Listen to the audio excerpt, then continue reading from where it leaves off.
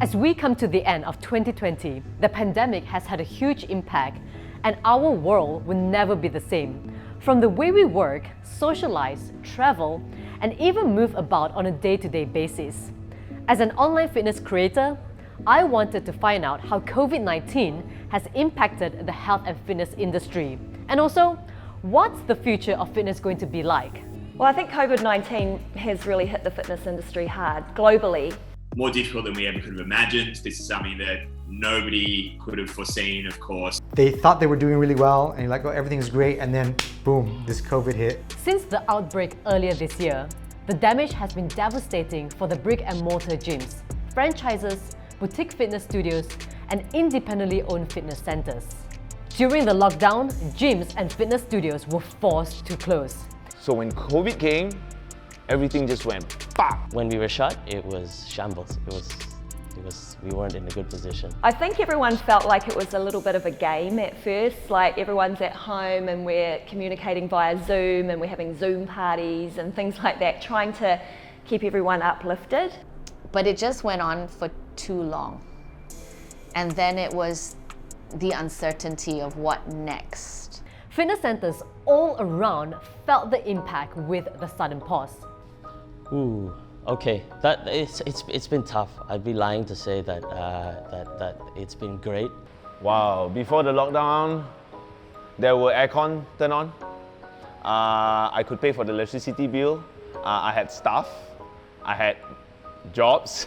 Had to figure things out to survive for the next 3 months, and in fact, it just kept getting extended. We didn't know how long it would be. Even ClassPass, a fitness booking app that was valued at $1 billion in early January, saw their revenue evaporate in April as fitness studios around the globe were affected.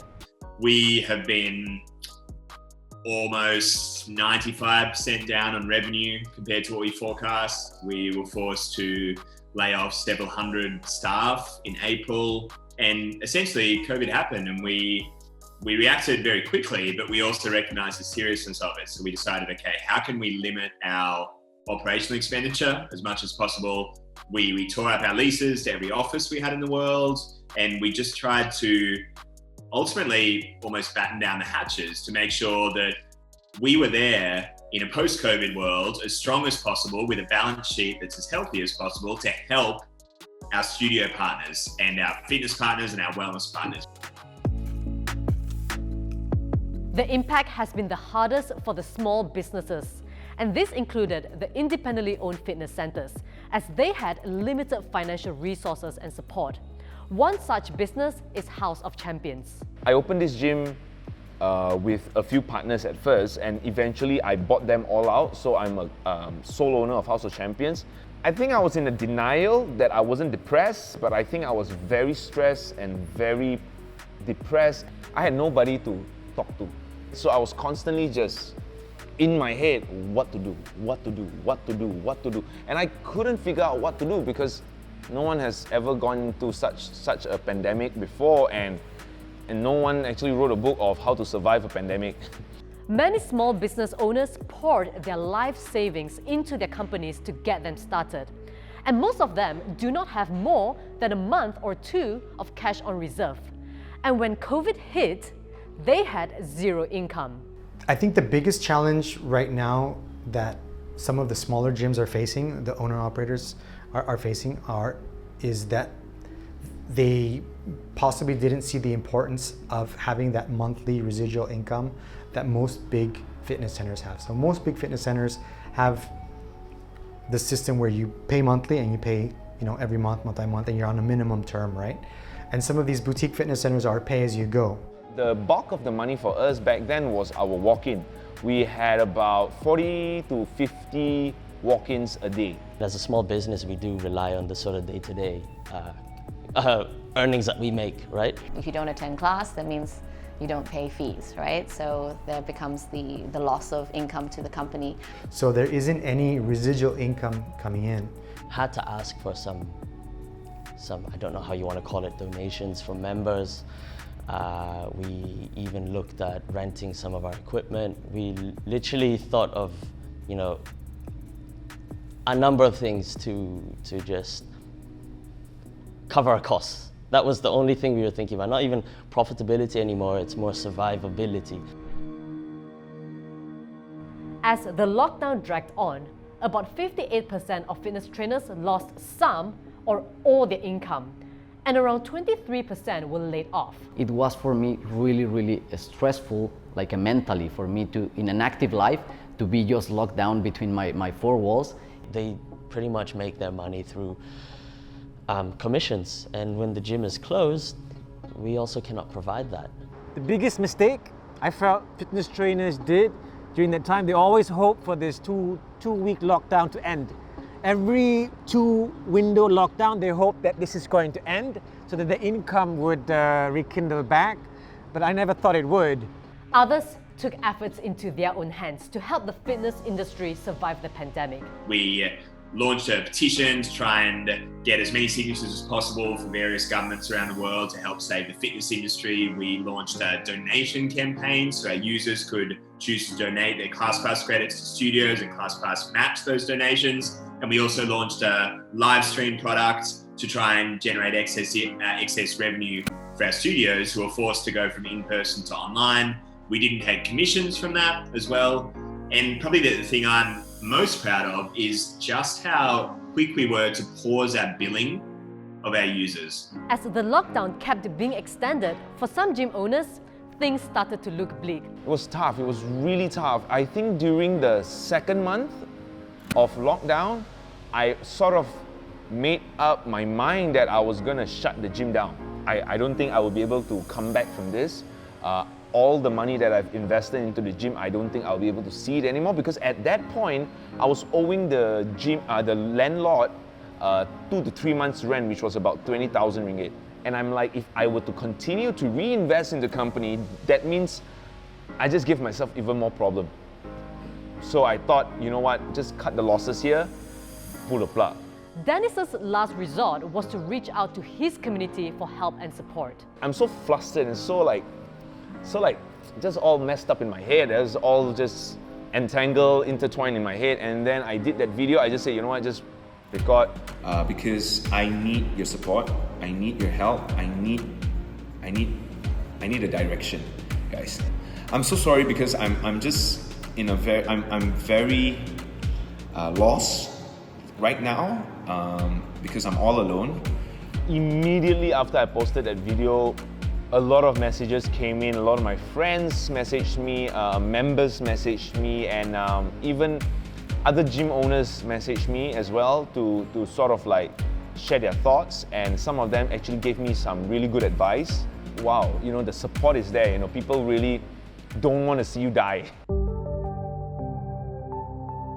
During the lockdown, gyms and fitness studios were forced to close or go digital. Covid-19 has forced us to exercise indoors. The almost $100 billion fitness industry has pivoted into an online model, literally overnight. In January of this year, before the pandemic, we actually shot 1,700 workout videos, so individual exercises. We were able to repurpose those exercises and create online workouts. So that happened within 10 days of lockdown, which is quite a phenomenal speed to turn around and put out some online workouts. We said, okay, let's quickly spin up functionality in our app whereby our studio partners can list live stream classes in the same way they'd list in-person classes, whether it's a Zoom link or a custom URL, and then we send all of that revenue through to our studio partners. So we were getting upwards of 15,000 reservations per day on live stream, which is a reasonably compelling number, and the reception was really positive. But yeah, we were able to spin that up in 2 to 3 weeks flat. Social media has since been flooded with online workouts from gyms to studios, personal trainers, anyone and everyone. During this pandemic, I've also seen a tremendous growth on my YouTube channel. There has been a higher demand for home workouts and my views have doubled. Sales of fitness equipment and technology have grown at record levels, along with subscriptions for online classes and streaming fitness services. Downloads of health and fitness apps grew by 46% worldwide from the first half of 2020. India saw the highest increase in downloads, rising by 156%. That translates to 58 million new active users, almost double the population of Malaysia. I've also seen an increase in subscribers on my own fitness app called Feel, as more people were doing the on-demand workouts and shared their progress. For the online workout, I'm doing 6 days a week. I got back in a shape that I had like about 10 years ago, and my mood is lifted up. For me is no excuses anymore. One of the most overlooked groups during these trying times are our kids. In young children and adolescents, the pandemic and lockdown have a greater impact on their emotional and social development compared to the adults. In recent surveys by Save the Children, up to 65% of children struggled with boredom, anxiety, and feelings of isolation. The whole thing of being locked up in a house, I think it's quite hard for children to understand what's going on. And as parents, we do all we can to protect them and try to keep some sort of normalcy. In support of the parents and kids at home, Marissa, the owner of a kids' capoeira academy, continued their lessons online. The response was really amazing. So I would say about 85% of the parents got their kids to come online. Now obviously, teaching a group of kids in front of the camera can be a challenge. You've got to up it. I mean, the energy that you've got to give through screen, right? Because there's none of that physical connection that you have. And the kids are, you know, it's easy for them now to lose attention. And then you've just got to be really sharp and basically really plan your lesson so that you can keep their attention. The kids just loved it. We got so many messages from parents saying the kids are loving the class, they really look forward to this. However, not every fitness trainer was willing or had the confidence to adapt and shift their business online. They have this inferiority complex of not feeling they are good enough to step in front of the other brands and just be Adam or Andy. They feel they have to hide behind a brand to sort of build their confidence. So we did a little training session on teaching to camera. We shot small snippets, we gave them feedback. And I think the coolest thing was some of our newest trainers were the ones who put their hands up and said, oh, hey, I'll give this a shot. You know, so that was really exciting because people that had only been teaching for us for a short period of time before lockdown, they were some of the first to come forward and say, oh, I want to do that. I really like that gung-ho attitude, and so giving them a little bit of training really helped them. For those who adapted and embraced online coaching, they were able to rekindle their finances and have said that they would even continue coaching online post-pandemic. It has an opportunity for me to try to develop even more skills in terms of the way that I coach, the way that I IQ. I have been able to train people in different parts of the world. So that helps me a lot in terms of, financially, because I start getting the incomes again, mentally, because I was having, again, interaction with people. So definitely from frustration was to a new opportunity to do something different. Some people were extremely grateful for the online home workouts as it kept them healthy, physically, mentally, and emotionally. It's been super cool. I did it for myself, and I just started to see a lot of change on me, on my body, and on my mental health, and on my also work. The motivation, stick to myself, is really felt. Oh my God, if they do with me, then I can do that too. I can make them proud that I can do it at home. There are definitely people out there that were grateful for the opportunity to see their trainer online and do workouts from home. You do get a lot of feedback from followers who share their IG stories of them being thankful for having someone to follow because they lack the drive themselves most of the time. On the flip side, it really allowed me to re-engage with my audiences on a personal basis, and that was very fulfilling. As restrictions eased and people were allowed to go outdoors, some saw this as a great opportunity to venture into something new and exciting. Oxygen Cycle is Kuala Lumpur's first outdoor rooftop spin studio, and they started during the pandemic. It took us 2 weeks to set up the whole studio, registration, get the bikes. I was so determined that time. I told my team, guys, I don't care, 2 weeks. There's no such thing as impossible, right? I don't believe that there's no solution to any form of scenario. I like to take that challenge. I've always been the type of person. Aiman has learned to embrace the situation and work with it rather than against it. Since the launch of Oxygen Cycle mid this year, the demand has grown, and they now have close to 2,000 registered cyclists. This is one form of spin studio where you don't have mirrors. It's just you and an instructor. You're not in a tight room where everything's blacked out. You cannot see everyone. This, you get to really connect and visually see everyone. So you become more honest, more grounded. I feel like it's a very humbling moment. We've also seen people getting together and creating their own fitness community. And that's how Academy 56 came about. So it began with 2 people, and then after that, it just kind of snowballed. It was just a bunch of people saying, okay, you know what, let's get together and work out. People just want to come out and commune and just interact with people again, especially after being isolated for so long. We get together, we work out together, we push each other, and then from there, we actually build different relationships. So as stay-at-home orders were gradually lifted across the globe, fitness centers were allowed to operate again. The struggles are expected to continue in getting people back in. A survey by Run Repeat revealed that only 30.98% of members returned after the gyms reopened. We are part of the solution. We are really part of the solution. Fitness is part of this. It's not part of the problem.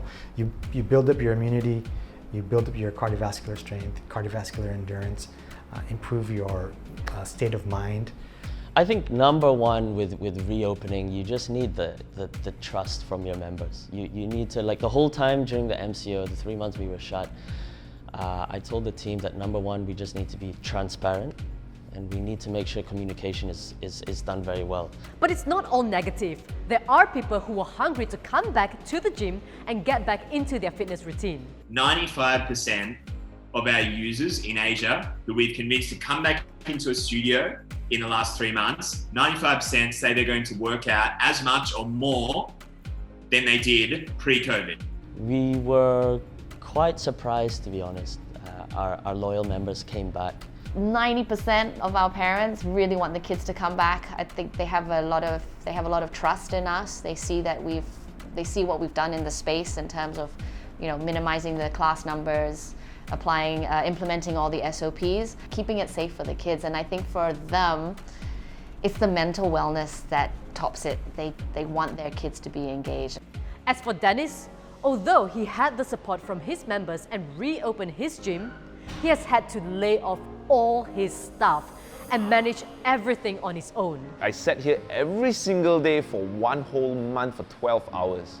But thankfully, at that point, my mom came in and said, boy, you cannot continue like that. You're gonna kill yourself if you continue like that, because I was not getting enough sleep, stress over my head, all the weight on my shoulders. So my mom said, why not? Mom and dad, they'll take care of the morning session, and then I'll come in about 3-4 o'clock and take care of the night session. So we have sort of like a 2-shift thing. I actually told my mom, I said, that's one of the things that I hate the most, is that my mom and dad has to sit in front of the gym for me. I told them that is never my plan, and that my mom and dad, they're really, really supportive. They're really, really supportive. I cannot say thank you enough. Whether or not the recovery in health and fitness clubs is V-shaped or U-shaped will likely depend partly on how effectively studios execute their reopening strategies. One of the key things that gyms are going to need in order to continue to strive is they have to do whatever they do very well. But if you have a AAA team who are willing to work, willing to put in the extra hours, putting a little bit more effort for customer service, then it makes these challenging times a little bit easier. I think we could see positive uptick in 6 months' time, and potentially where we would like to be by the end of 2021. Although there has been a decline in gym memberships, most fitness centers have seen a positive uptick in personal training. More than ever, people are realizing the importance of looking after their health. So with little to no effort, like PT really boomed. And we said, okay, let's double down on that side of things. We really believe that if you're focused on delivering a good personal training experience, whether it's boxing or fitness training or high intensity training, we know that having that personal training, those personal training members getting results, we know that they're going to stay longer. As a fitness coach myself, I've been creating workout videos online for the past 7 years. And I've been able to build a strong connection with my followers online and make a difference in their lives. I know the positive impact it can have, even though my presence is virtual. Nowadays, online is something that is real, you know? It's something that is not just digital, you can feel that connection. Now I teach over 20 classes online per week, at least. I couldn't have predicted that I would start to really like the online teaching or the virtual teaching. Obviously, stepping into FIO gave me that opportunity to try it out. You know, would I feel the same about presenting a workout when I can't see the people in front of me? And I can honestly say it comes from a place of knowing that I'm making a difference no matter what. You know, whether I've got people in front of me or whether there are people at home watching this video through the app or through YouTube or whatever the forum is, if they're able to get fit and healthy, then I'm fulfilling my purpose, which is to help people get fit and healthy. One thing we can all agree is that this pandemic has changed the fitness industry forever. So what can we expect post-pandemic? Is digital fitness here to stay? Or are home-based workout programs just a passing fad? I think online business for sure is going to surge, right? Online business will continue to grow. And the thing that's going to be separating the winners and the ones who don't do so well is the type of content that's going to be produced, right? And how much interaction you have with your users, or how much content or how much interaction you have with your followers. You know, the conversation has been around a long time, a lot longer than when the pandemic hit. The conversation around, you know, what's the effectiveness of online workouts, you know, who does these online workouts? If they're doing online workouts, are they not coming to our clubs? So it's almost been like they're two completely separate conversations, and now they've come together and they have to work it out, and nobody really has the answer. But I believe that both businesses are important. So I do believe that the at-home online experience, whichever way it goes, especially with technology, is just going to get stronger and stronger. And I think technology companies are realizing that there's a real opportunity with fitness and health now. The market valuation of online fitness is expected to cross $30 billion by 2026, thanks to the rising health concerns coupled with the growing penetration of internet connectivity. As more people are shifting to exercise in the comfort of their own homes, some may still not feel safe going back to the fitness center. Does that also mean that digital fitness will eventually take over the in-studio experience? I hope not. I hope not, for the sake of the industry and all of the trainers who depend on the income. I still see myself going outdoors, wherever it may be, engaging with individuals. I like the engagement. I like the physical engagement of individuals at the gym or outdoors or indoors.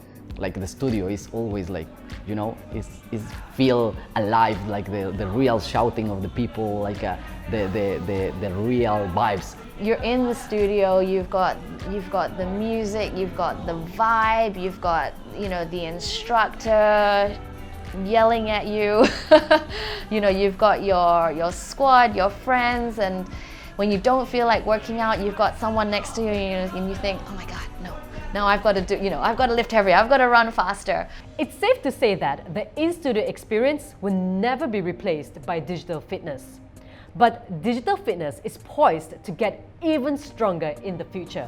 So, how important is it for businesses to have a presence in both? And which would the industry lean towards? I think there's space for both. I like the online business because of the scalability, right? If you can deliver something and you can make it have that incredible experience, it's very easy to scale.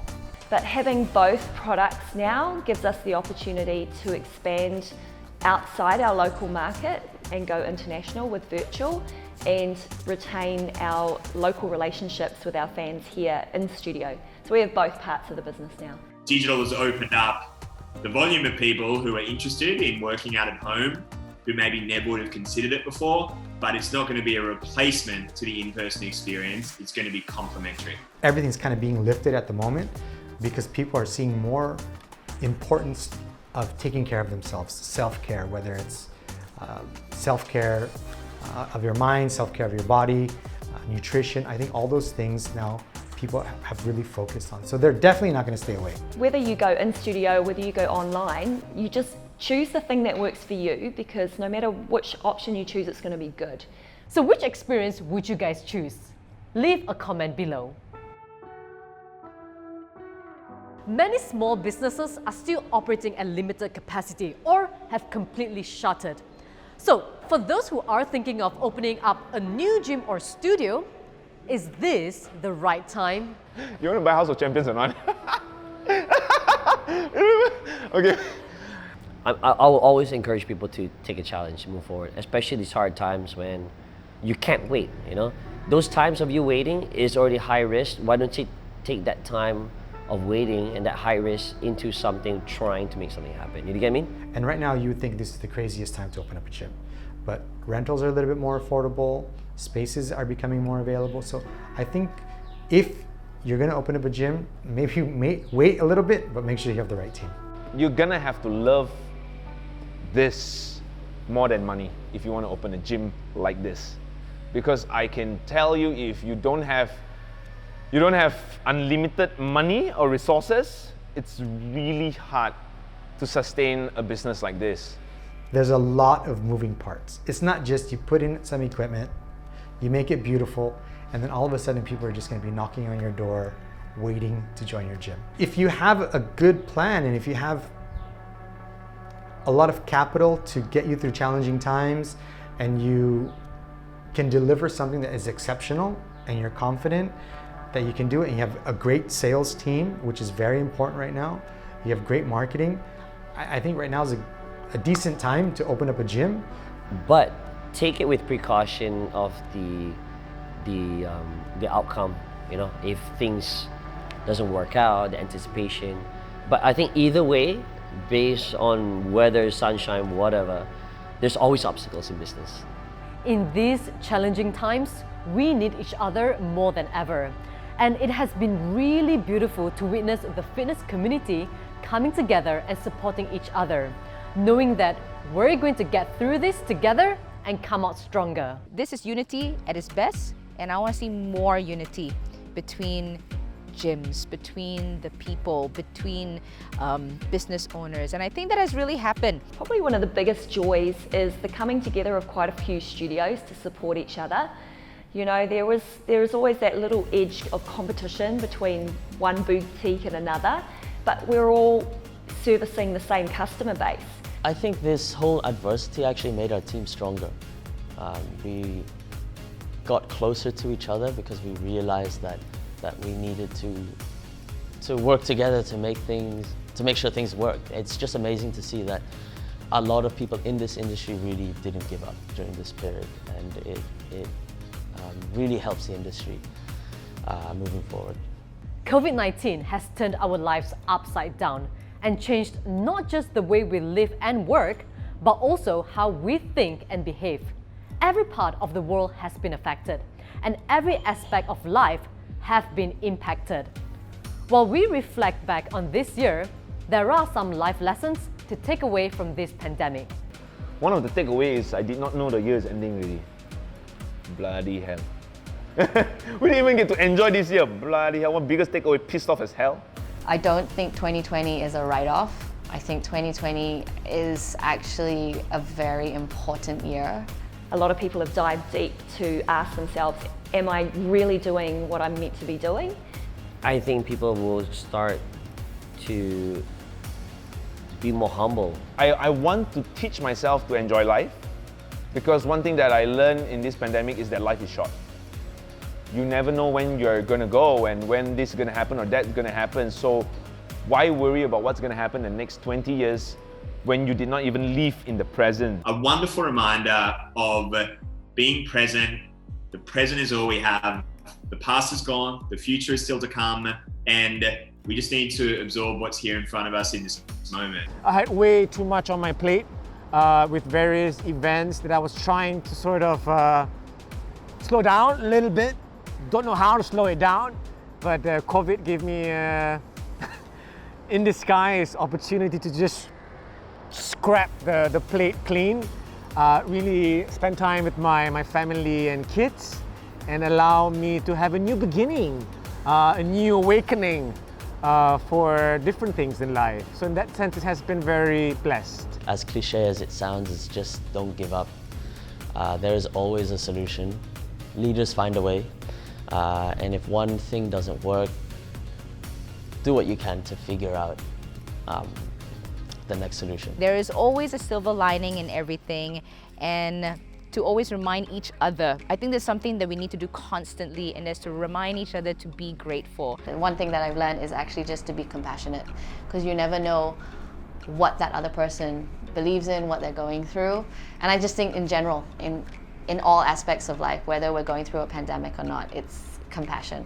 The awareness in health and fitness has grown tremendously, and the fitness industry isn't showing any signs of slowing down.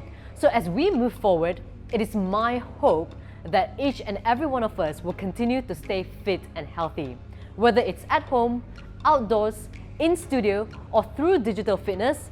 It is more important now than ever that we prioritize our health. Hi, I'm Tracy, Minnoch.